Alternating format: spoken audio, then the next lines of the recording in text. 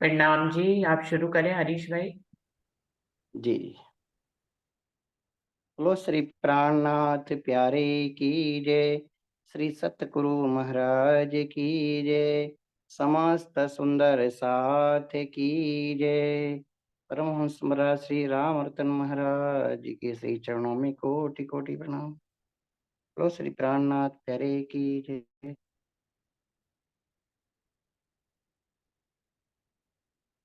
चरण कमल पाऊं, तरस में खो जाऊं।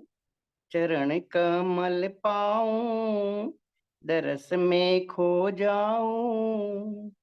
प्राण पिया मेरे, प्राण पिया, प्राण पिया मेरे, प्राण पिया। निस्बत भूलू ना, नाम में डोलू ना। निस्बत भूलू ना, नाम में डोलू ना। प्राण पिया मेरे, प्राण पिया, प्राण पिया मेरे, प्राण पिया। दिन रात करूं मैं हुजूर बंदगी, दिन रात करूं मैं हुजूर बंदगी। बस तुम्हें जाने में कट जाए जिंदगी। बस तुम्हें जाने में कट जाए जिंदगी। मिलन हो साहिब का, मिलन हो साहिब का। नजर में अरस बका। प्राण पिया मेरे, प्राण पिया, प्राण पिया मेरे, प्राण पिया। चरण कमल पाऊं, दरस में खो जाऊं। प्राण पिया मेरे, प्राण पिया। दिल प्रीत भरा हो और लगन हो सच्ची। दिल प्रीत भरा हो और लगन हो सच्ची। पिया इश्क की बातें ही लगती है अच्छी। पिया इश्क की बातें ही लगती है अच्छी। मैं वाहिदत में आऊं, मैं वाहिदत में आऊं, हकीकत पा जाऊं। मैं वाहिदत में आऊं, हकीकत पा जाऊं। प्राण पिया मेरे, प्राण पिया, प्राण पिया मेरे, प्राण पिया। चरण कमल पाऊं, दरस में खो जाऊं। प्राण पिया मेरे, प्राण पिया। हो दिल में लग बस जाऊं, प्राणों के प्रीतम। मैं दिल में बस जाऊं, प्राणों के प्रीतम। नजरों में नजर कर दूं, दीदार का आलम। ओ दिल में बस जाऊं, प्राणों के प्रीतम। नजरों में नजर कर दूं, दीदार का आलम। रजामंदी तेरी, रजामंदी तेरी, वही मर्जी मेरी। रजामंदी तेरी, वही मर्जी मेरी। प्राण पिया मेरे, प्राण पिया, प्राण पिया मेरे, प्राण पिया। तेरे इश्क मैंने तो मांग भरी है, तेरे इश्क में मैंने तो मांग भरी है। तुमने ही तो मेरी संभाल करी है, तुमने ही तो मेरी संभाल करी है। प्राणों से प्यारे, प्राणों से प्यारे, न्यारों से न्यारे, प्राणों से प्यारे, न्यारों से न्यारे, प्राण पिया मेरे, प्राण पिया, प्राण पिया मेरे, प्राण पिया। चरण कमल पाऊं, दरस में खो जाऊं, चरण कमल पाऊं, दरस में खो जाऊं, प्राण पिया मेरे, प्राण पिया, प्राण पिया मेरे, प्राण पिया।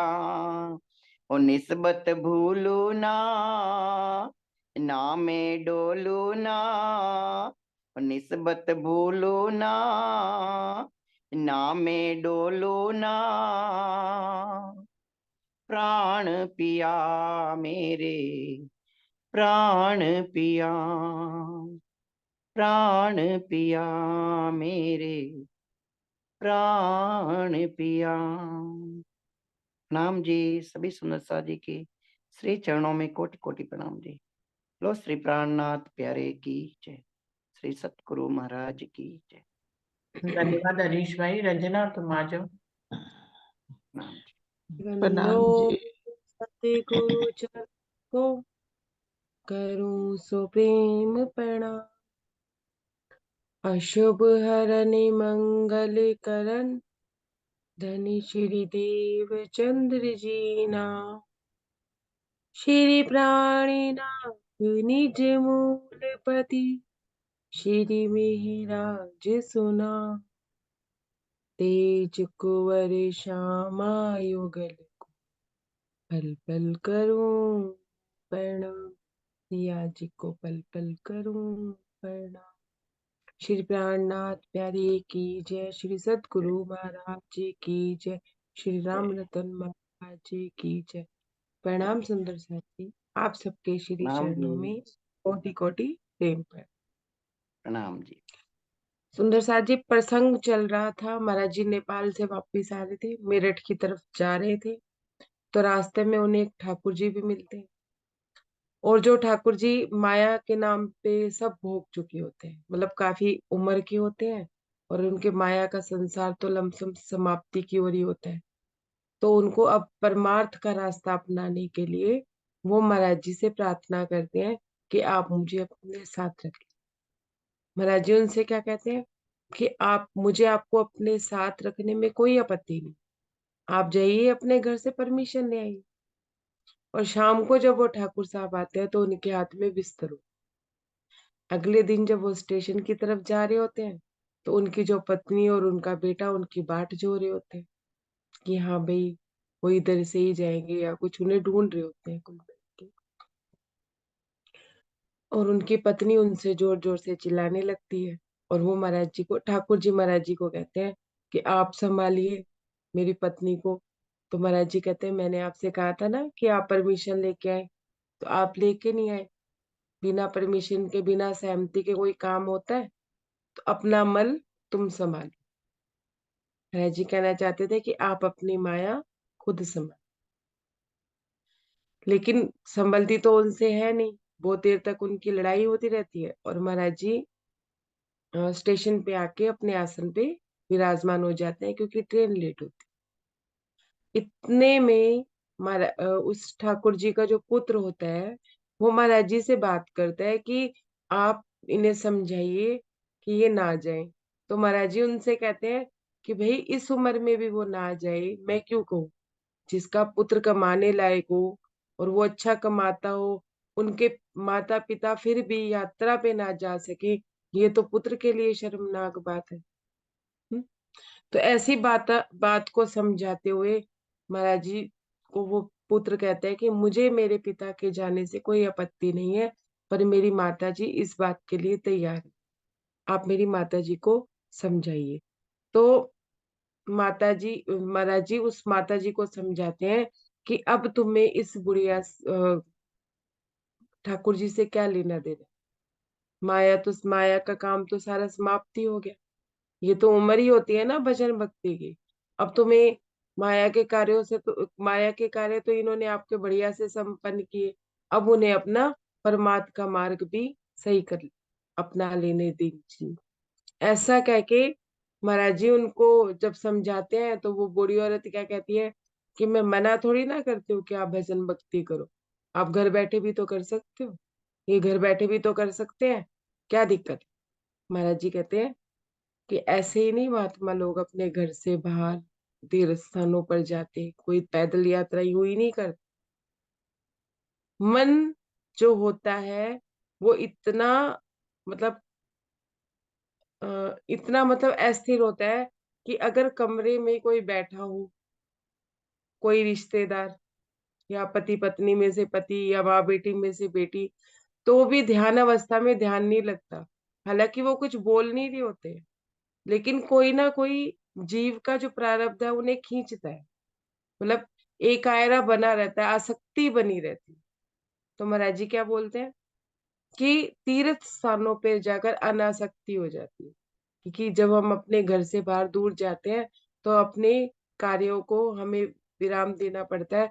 तो हमें इस बात का भी ज्ञान होता है सुंदर साथ जी, जब हम गृहस्थी में रह रहे होते हैं ना, तब तो हम ये सोचते हैं हम सारे काम माया के धनी में लगे लगे करते हैं। चिंतन मनन धनी का ही चल रहा है, माया का तो चल ही नहीं रहा है। ऐसे स्थानों पे तीर्थ स्थानों पे जाके पता चलता है कि वहां जाके भी चिंतन मनन माया का हो रहा है या धनी का हो रहा है। गृहस्थ जीवन किसे कहा गया है? गृहस्थ जीवन महाराज जी जो मुझे बताते हैं, जो समझाते हैं, वो ये बताया गया है कि गृहस्थी में रहकर भी अगर हम राज जी के चिंतन मनन में रहते हैं तो हम गृहस्थ होकर भी गृहस्थ नहीं। लेकिन अगर हम मंदिर आश्रम जाके भी हम गृहस्थी का ही मनन चिंतन करते हैं तो हम फिर गृहस्थ। माया का ही चिंतन रहता है हर समय। कुछ समय की बात नहीं हो रही है, हर समय की बात कि हम अ, मंदिर आश्रम में जाके भी अपना चिंतन मनन अपने घर से दूर, अपने बिजनेस से दूर ले जा ही नहीं पाते, वहीं घूमते रहते हैं। धनी का चिंतन वहां रहता ही नहीं है। तो ये परीक्षा भी होती है हमारे मन की सुंदर साथ जी। तो वो कहते हैं कि तीर्थों पे जाने से मन पवित्र होता है, मन अनासक्त होता है किससे? माया से, और धनी की तरफ आसक्त होने लगता है। ये हमें भी पता चलने लगता है कि हमारी अवस्था क्या है। सुंदर साथ जी प्रसंग आगे लेते हैं, पेज नंबर 213। मन पवित्र होता है यात्रा से, तीर्थों में जाकर अनासक्त, महात्माओं के दर्शन करके पापी भी बन जाते भक्त। महाराज जी कहते हैं कि मन पवित्र होता है किससे? यात्राओं पे जाने पर, और माया से अनासक्त होता है, और महात्माओं के दर्शन से पापी भी भक्त बन जाते हैं। कैसे? जब वो देखते हैं कि इन लोगों ने भी माया का त्याग कैसे किया है, उनकी रहनी को देखते हुए वो भी माया की तरफ से अनासक्त हो जाते हैं। तो वो भी भक्ति भाव में लग जाते हैं। जो भक्त कभी माया में रह के भी धनी का नहीं करते थे, वो भी महात्माओं को देख के उनके दर्शन मात्र से या उनके सानिध्य से, उनके आयरे से वो भी भक्त बन जाते। शक्ति नाम लेने की घर घर भ्रमण करे से आती है, लिपटी हुई आत्मा वरना माया में रह जाती। महाराज जी कहते हैं कि शक्ति नाम लेने की घर घर। शक्ति कौन सी? जो हम अपना तारतम का जाप करते हैं, या हम अपना चिंतन मनन करते हैं, जो हम चितवनी करते हैं, जो भी हम धनी के लिए करते हैं, वो भ्रमण करे से आती है। भ्रमण करे से कैसे? अपनी थोड़ा टाइम के लिए सही, अपनी माया से दूर होके जब हम ऐसे स्थान पे जाते हैं जहाँ धनी का सानिध्य मिले, धनी का ही चिंतन मनन मिले, तो हमें पता चलता है कि जो हम नाम ले रहे थे या जो भी हम घर बैठे कर रहे थे उसमें कितनी पावर। क्योंकि ऐसे स्थानों पे जाके ना तपोभूमि होती है, तो किया हुआ सारा मतलब उसी समय फलित होता है। कि अगर मान लो पन्ना जी जाके या शेरपुर जाके ध्यान लग जाता है, तो फिर तो बात ही अलग हो जाती है ना। तो घर में जो हम कर रहे होते हैं उसकी शक्ति का पता हमें तीर्थ स्थानों पे चलता है। नहीं तो आत्मा, अप, आत्मा में जो हमारे शरीर में जो मन होता है ना, वो हमारी आत्मा को माया से ही लिपटा लिपटा के ही हमारे जीवन को खत्म कर देता है। हमें भ्रमित ही करता रह जाता है कि हम माया के कार्यों को भी धनी में लगे लगे, पता ही नहीं चल पाता है। ऐसा महाराज जी समझाते हैं। तुम रोड़ा क्यों बनती हो इसके रास्ते में माता, गृहस्थी तब तक ही था तो उनका और तुम्हारा कुछ ना था। महाराज जी कहते हैं उन माता जी को कि आप इनके जीवन में अब रोड़ा क्यों बनते हो। आपका और इनका तो जीव का भी जो प्रारब्ध था वो गृहस्थी तक था। अब गृहस्थी उन्होंने अच्छे से निपटा ली, अब आप इन्हें मुक्त करिए। अब ठीक चलाई गृहस्थी, अब परलोक संवरने दो, इसके आगे की खातिर माता जी कुछ कर ले। महाराज जी कहते हैं कि अभी तक तो उन्होंने गृहस्थी ठीक चलाई, अब इन्हें परलोक भी संवारने दो, अब अपना पार का लोक भी संवारने दो। अब अपने खातिर भी इन्हें अब कुछ करने दो। सारी जिंदगी तो आप लोगों की खातिर ही करते रहे, जीव के प्रारब्ध को ही पूरा करते रहे, लेकिन अब इनको अपने लिए भी कुछ करने दो। बनते नहीं महात्मा ऐसे, इतना हल्का काम नहीं, घबराओ मत, घूम घाम कर आन मिलेंगे तुम्हें। और वो बूढ़ी औरत को क्या डर था कि ये कहीं महात्मा ही ना बन जाए, साधु सन्यासी ना बन जाए। महाराज जी कहते हैं साधु सन्यासी बनना कोई हल्का काम नहीं है। कि किसी ने सोचा गर्भ गृहस्थी छोड़ी और वो महात्मा बन। महात्मा बनना कोई हल्का काम नहीं है। ये इसके लिए बहुत बहुत बड़ी कीमत चुकानी पड़ती है। सिर्फ कीमत यही नहीं चुकानी पड़ती कि घर छोड़ दिया, गृहस्थी छोड़ दी, सबको छोड़ दिया। जैसे हमारा एक बाहरी जगत होता है ना सुंदर साहब जी, ऐसे ही हमारा एक आंतरिक जगत होता है। क्या महाराज जी ने जब अपना घर परिवार और संसार छोड़ दिया था, माया का संसार छोड़ दिया था, क्या उन्हें तुरंत राज्य मिल गए थे? कितना उन्होंने अपना आत्मावलोकन किया, कितना अपने मन को उन्होंने शुरू में मन को लताड़ा, फिर इंद्रियों को देखा। मतलब अपने आत्मावलोकन को करते करते ही उन्होंने धनी को पाया, तो उन्हें कितना समय लग गया। क्या उन्होंने अपनी आत्मा को पा लिया था? कितने टाइम बाद उन्होंने अपनी परात्म को देखा। हम्म? तो महाराज जी क्या कहते हैं उन बूढ़ी औरत को कि महात्मा बनना इतना हल्का काम नहीं है कि घर बार छोड़ा, वेश धारण किया और महात्मा। घबराओ मत, घूम घाम के यही मिल जाएंगे तुम्हें, इन्हें थोड़े दिन घुमा, इन्हें महात्मा खा न जाएंगे। तुम इससे बेखौफ रहो, इनको अपनी इच्छा पूर्ण करने को ही कह दो। महाराज जी कहते हैं ना तो ये महात्मा बनेंगी क्योंकि इतना हल्का काम नहीं, और ना ही महात्मा लोग इन्हें खा जाएंगे कि हाँ भाई, हाँ, इन्हें कोई मतलब उनका जीवन वो इनकी मर्जी के बिना परमात्मा में लगा। जब तक रूह की अपनी मर्जी नहीं होती ना, तब तक वो धनी को भी नहीं पा सकती, चाहे वो स्वामी प्राणनाथ जी के सानिध्य में क्यों ना हो, चाहे वो धनी धनी देवचंद्र जी के सानिध्य में ही ना हो। क्यों, चाहे वो किसी सच्चे सतगुरु के सानिध्य में भी ना हो। जब तक वो अपनी यात्रा खुद नहीं चलेगी ना, अपनी इच्छा खुद नहीं करेगी, तब तक उन्हें कोई महात्मा बना भी नहीं सकता, वो बन भी नहीं सकते और उन्हें कोई बना भी नहीं सकता। उनके कहने का मतलब ये था कि अब इनकी इच्छा है हमारे साथ जाने की, तो इन्हें बेखौफ होके जाने दो। अपने वचन श्रवण करते ही बुढ़िया माता शांत हुई, 5 रुपए देकर उनको खर्चे की आज्ञा दी। हमारी बात सुनते ही महाराज जी कहते हैं कि वो बुढ़िया का मन शांत हो। कैसे शांत हो गया? वो ऐसे शांत हो गया सुंदर साहब जी कि पूरा समय तो उन्होंने भजन भक्ति करी नहीं होगी, अब बुढ़ापे में उन्हें भजन भक्ति याद आई, तो उनको ये लग रहा है कि पता नहीं वो बनेंगे भी महात्मा ही नहीं बनेंगे, चलो थोड़े दिन के लिए विचरण कराएंगे। और महाराज जी भी उनके साथ है, अकेले तो जा नहीं रहे, कोई ऐसी दिक्कत वाली बात नहीं है। तो कोई दिक्कत नहीं है, उन्होंने उनको जाने की आज्ञा दे दी और उनका मन भी शांत हो गया। और उन्होंने 5 रुपए भी उनको खर्चे के लिए। माँ बेटे दोनों प्रणाम करके अपने से विदा हुए। हम भी बैठे रेल में, तीनों ही अपनी अपनी राह लगे।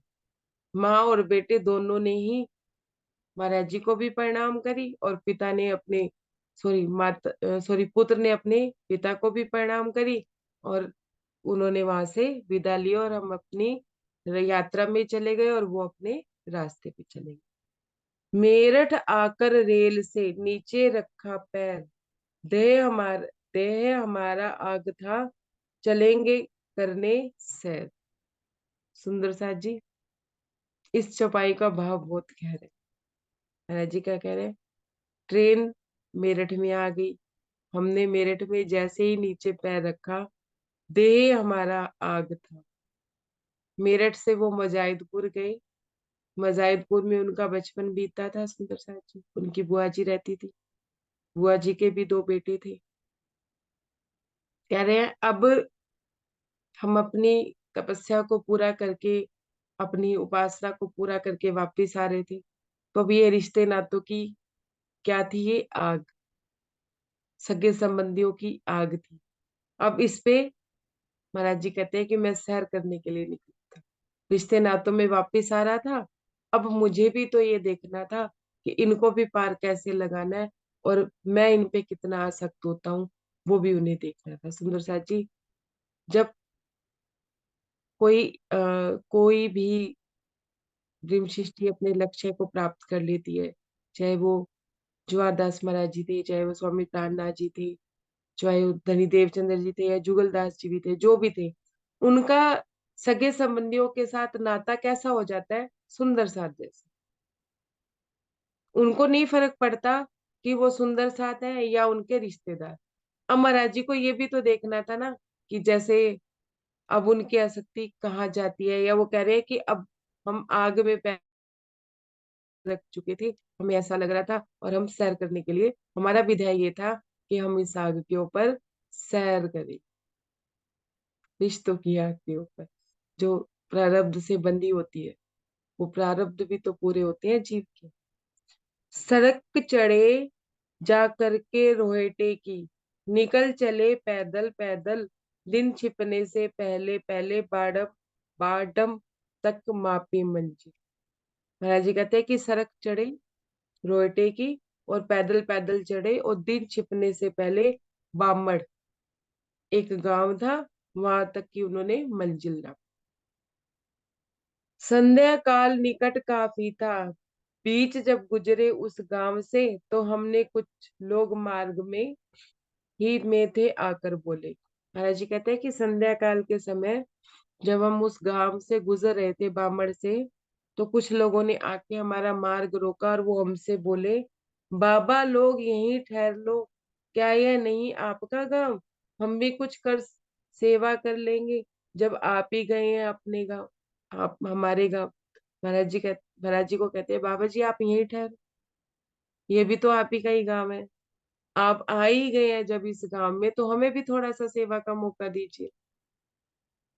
सुनकर नम्र निवेदन उनका, हमने टेक लिए आसन, आकर के लगे बैठने अपने पास बहुत सज्जन। महाराज जी कहते हैं उनका नम्र निवेदन देखकर हमने अपने आसन वहीं टेक लिए, और जैसे ही हमने आसन लगाया, तो कुछ सज्जन लोग हमारे पास आकर बैठ गए।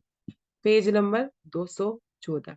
सुंदर साथ जी, ध्यान से सुनिएगा, प्रसंग छोटा है लेकिन मामूली नहीं। चिलम लगे पीने जब हमसे, लगे पूछने वे सहा, हम बोले हम नहीं जानते, क्या होता साहबा। जब उन्होंने चिलम जलाई, महाराज जी भी वो सुल्फा गांजा जरा हमारा साथ चिलम में पिया करते थे। महाराज जी से पूछते हैं, चिलम देते हुए कि चिलम तो आपने पी है, आप साहा जानते हैं? महाराज जी कहते, हम तो नहीं जानते ये साहवा क्या होता है। ज्ञानवल्ली के नाम से महाराज जी जानते थे। और सुल्फा गांजा एक अलग चीज थी, साहबा उन्होंने सुना नहीं था। हम तो वक्त काटते फिरते भैया, नहीं कहीं के पीर, यह काम है सिद्ध लोगों का, सहे वाले हो नहीं, सह वाले नहीं फकीर।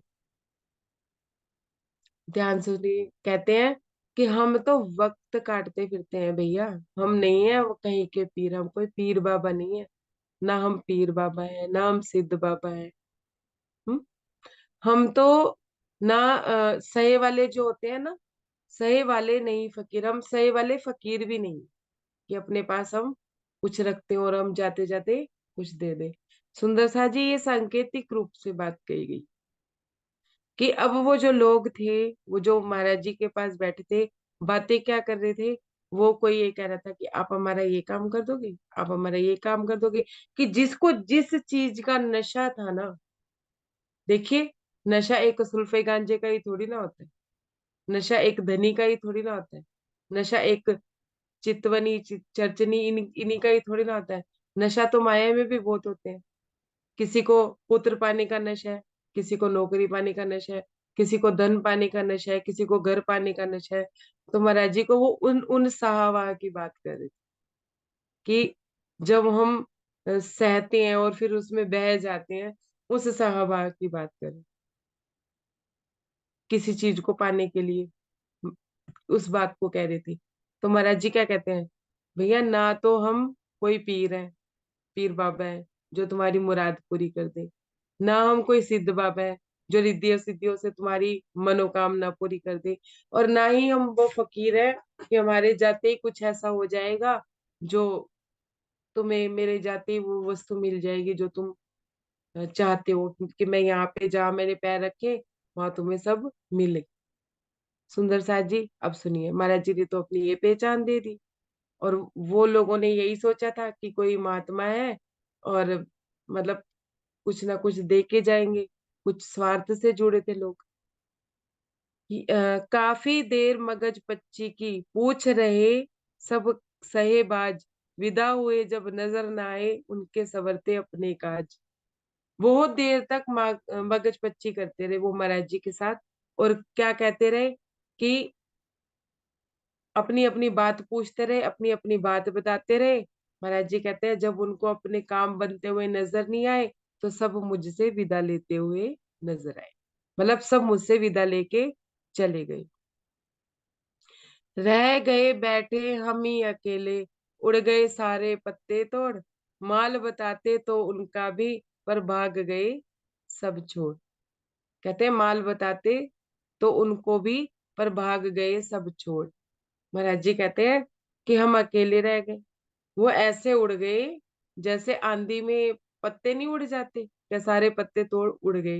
महाराज जी कहते हैं हम भी अपना माल बताते, मेरे पास भी जो था, जैसे वो नशे की बात कर रहे थे, तो महाराज जी भी उसी हिसाब से कह रहे हैं कि हम भी अपना माल मत्ता बताते, लेकिन सारे पहले ही भाग गए, क्योंकि उन्हें वो चाहिए ही नहीं था। किसी को परमात्मा चाहिए ही नहीं था, उन्हें तो भौतिकताएं चाहिए थी, वो उनको मिली नहीं। महाराज जी ने ऐसा ही जता दिया कि मैं दे ही नहीं सकता, मेरे पास है ही नहीं, तो वो रुके ही नहीं। और महाराज जी क्या कहते हैं, किसका टिकना किसका टिकाना, ग्राहक अपना था ही कौन। महाराज जी किसको टिकाता और किसका टिकाना, मैं क्या करता टिका के, मेरा ग्राहक तो कोई था ही नहीं। सुंदर साहब जी, हम राज्य से तो बहुत कुछ पाते हैं, पर राज्य को तो नहीं पाते हैं ना। कोई रिद्धि सिद्धि भी प्राप्त कर ली, या हमने कोई धन प्राप्त कर लिया, या पुत्र प्राप्त कर लिया, या नौकरी प्राप्त कर ली, धनी से तो बहुत कुछ पाते हैं, पर धनी के हम प्राप्ति की कोई बात ही नहीं सोचते। यही बात महाराज जी कहते हैं कि हमारा ग्राहक ही कौन था, मुझे लेने वाला कौन था, मुझे लेने वाला कोई नहीं था। सबको माल मत्ता ही चाहिए था, जो उन्हें नहीं मिला तो उन्होंने अपनी अपनी राह पकड़ ली। उठा कमंडल और कमरिया, चले वहां से उठकर मौन। महाराज जी कहते हैं अब मैं क्या बोलता, मौन हो गया, अपना कमंडल उठाया और कमलिया उठाई और वहां से उठकर चल गया। सुंदर सा जी समझिए, यहाँ महाराज जी को कितना वो लग रहा होगा ना, कि वो कुछ और देना चाहते हैं और लेने वाला कुछ और ले रहा है। ऐसी सुंदरता जी हमारी भी परिस्थिति होती है। जब हमारे हृदय में कोई बात चल रही होती है ना, माया की किसी वस्तु की तीव्रता चल रही होती है हृदय में, तो सामने अगर सतगुरु भी बैठे हो तो उनकी बात हमारे पल्ले नहीं पड़ती, चाहे वो कितना भी हमें समझा ले, चाहे परम धाम समझा ले, चाहे राज्य की बात समझा ले, क्योंकि मन अटका होता है किस पे? माया। ऐसी ही परिस्थिति हम लोगों के साथ भी होती है। हम लोग अगर अपनी अपनी थोड़ी सी भी तक देखेंगे पीछे जाके, तो अगले गांव टिके फिर जाकर, बामण में हम टिके नहीं, मास रात काटी जा करके, रटते रटते धनी धनी। अगले गांव जाकर महाराज जी कहते हैं हम टिके, और बामण में जाके तो फिर हम टिके ही नहीं, और हमने रात काटी वहां क्या? रटते रटते धनी। कहते हैं कि मैं धनी को याद करते करते ही सोचने लगा, धनी आपको लेने वाला कोई नहीं है, या तो माया चाहिए सब। हम्म अब बताइए, कुछ ऐसा करे कि माया दी जाए, क्योंकि चमत्कार को सलाम है, महाराज जी पहले देख आए थे। परमहंसों का भी हाल, वो जो 300 वर्ष के परमहंस, उनको भी देखा है थे। चमत्कार को ही सलाम करते हैं लोग, जहाँ भौतिकता होती है वहीं भीड़ होती है। हम्म प्रातः उठ करके चले, पकड़ी अपनी राह, आन मुजाहिदपुर रुके, दर्शन की थी चाह। कहते हैं कि प्रातः उठे और अपनी राह पकड़ी, और मुजाहिदपुर आके रुके, और किसके दर्शनों की चाह थी? अपने रिश्तेदारों की। जो महाराज जी कह रहे थे, अब ये आग थी एक तरह से संबंधों की, और उस पे हमें चलना है। ठाकुर देवगिरी के संगले जब हम जाहिदपुर आ पहुंचे, एक चबूतरा पटवारी का था, हम उस पे जा बैठे। साथ में कौन था? ठाकुर जी थे, देवगिरी जी थे, और महाराज जी मुजाहिदपुर आके एक पटवारी के चबूतरे के ऊपर जाकर उन्होंने अपना आसन लगा लिया। कोई इधर से कोई उधर से, आते और निकल जाते, बात न पूछी वहां किसी ने, दिखते सब आते जाते। महाराज जी कहते कोई इधर आ रहा है, कोई इधर जा रहा है, आते जाते कोई पूछ ही नहीं रहा है, कोई बात ही नहीं पूछ रहा है, बस दिख रहे हैं सब आते जाते। बोले देवगिरी जी हमसे, आज्ञा हो तो कर ले आग, उपले अगर मिल जाए पहले, पहले भिक्षा की है बात। अब जैसे संध्या काल होने लगा, कोई पूछ तो रहा ही नहीं था, तो देवगिरी जी बोले कि अगर आप आज्ञा दें तो मैं आग जला लूं, और आग भी जलाऊंगा तो पहले मुझे उपले चाहिए। उपले वो गोबर के बने हुए, थेपड़ियां भी कहते हैं हमारे पंजाबियों में, थेपलियां भी कहते हैं और उपले भी, मतलब यूपी की भाषा में उपले कहते हैं। तो महाराज जी को कहते हैं कि चलो पहले भिक्षा ही मांग लेते हैं, और भिक्षा भी किससे मांगे? कोई देख ही नहीं रहा था। काली राम एक व्यक्ति वहां का आता था, बोला महाराज देवगिरी तुम इससे मांगी, यह कर देगा सारे काम। कालीराम एक व्यक्ति था, हम्म वो उधर से आ रहा था, तो महाराज जी क्या कहते हैं देवगिरी जी को, ये जो ये जो व्यक्ति है ना, इससे तुम जो भी मांग लो ये तुम्हारे सारे काम कर दे, जो तुम इससे मांग लो जाके। उसे रोक कर कहा उन्होंने, वो ले आया विडोरे पर, दो लेकर जब चले महात्मा, उसने कहा कटोरा भर, टोकरा भर। जी ने जब उनसे मांग करी उपलों की, तो वो कहाँ ले आया उन्हें? विटोरे पर। विटोरा सुंदर सा जी, जहाँ पे सारे उपले एक दूसरे के ऊपर रख के वो बड़ा सा पहाड़ नहीं बना देते, वो उनके ऊपर ले आया, और उसके अंदर क्या होता है? सारे उपले उपले होते हैं।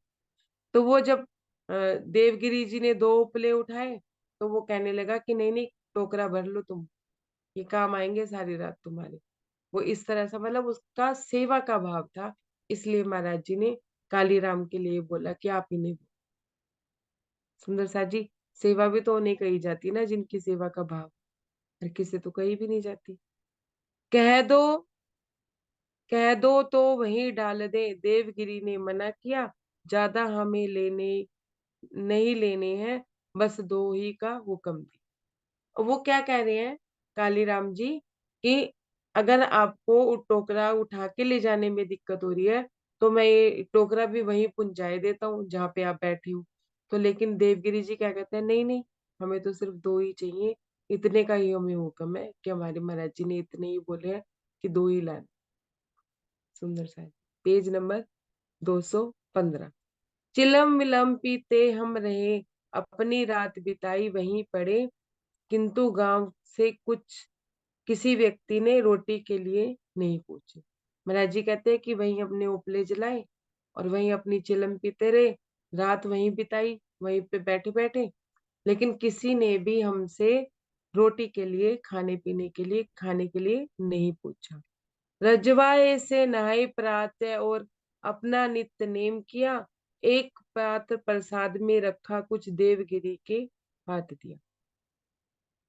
महाराज जी कहते हैं सुबह के टाइम हम नहाए धोए, अपना नित्यनेम किया और एक पात्र में कुछ प्रसाद रखा था, जहाँ वह कहीं कोई मंदिर होगा या कुछ होगा, वो देवगिरी के हाथ में महाराज जी ने दे दिया, या किसी ने कुछ पकड़ाया होगा। एक पात्र में देवगिरी जी के हाथ में दिया। उपले लाए आप जहां से, उस घर में देकर आए, जो भी तुम्हें मिले पर उसको ही पकड़ा आए। महाराज जी कहते हैं कि उन्होंने देवगिरी जी के हाथ में प्रसाद दिया और उनसे क्या कहा कि जहां से तुम उपले लाए थे ना, जिस घर से, वो काली राम जी के घर से, उनके घर जाना और उनके घर में ना प्रसाद दे के आना, जो भी हो वहां पे उनको प्रसाद पकड़ाए।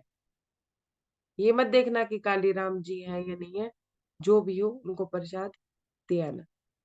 देवगिरी जी गए वहीं पर, काली की बहन जहां, माई लो प्रसाद, महात्मा इस प्रकार बोला वहां।